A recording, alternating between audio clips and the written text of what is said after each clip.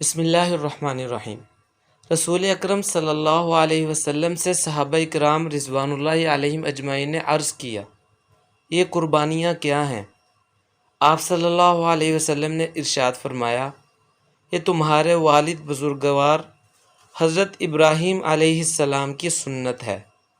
انہوں نے عرض کیا، ہمارے لیے اس میں کیا اجر ہے؟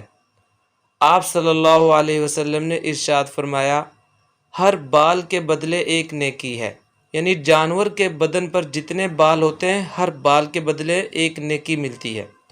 تو صحابہ کرام نے دوبارہ عرض کیا، اور اون کا کیا حکم ہے؟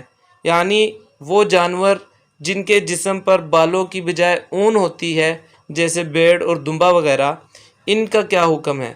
تو آپ صلی اللہ علیہ وسلم نے ارشاد فرمایا، اون کے ہر بال کے بدلے بھی ایک نیکی ہے، یعنی اون کا جو ریشہ ہوتا ہے اس ہر ریشے پر ایک نیکی اللہ کی طرف سے ملتی ہے۔